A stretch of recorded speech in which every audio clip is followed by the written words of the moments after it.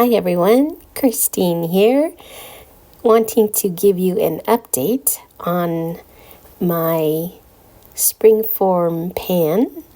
I mentioned it in my last video, and I used it on Thanksgiving Day to make a recipe that I had never made before for an apple cake, and I am happy to report it was a success. This is a recipe by tastefully.com, and it's called Incredible Apple and Cinnamon Cake. And it is easy and tasty.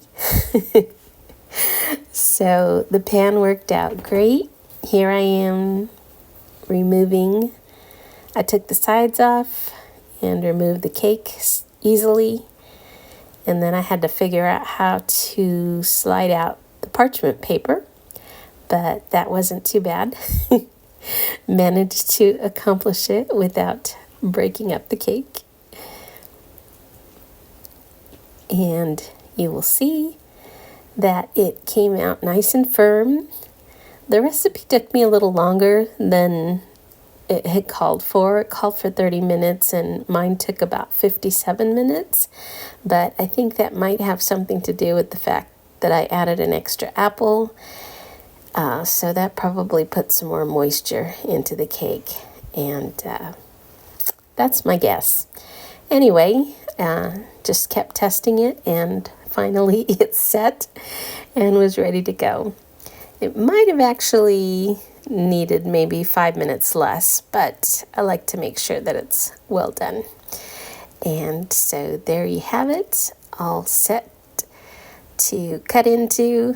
And I also let it rest about 15 minutes in the pan. The recipe didn't say to do that, but I just thought be on the safe side. So yeah, we enjoyed it for Thanksgiving Day. That was our dessert, and a little different from the traditional pumpkin pie, but quite delicious, and very happy with that result.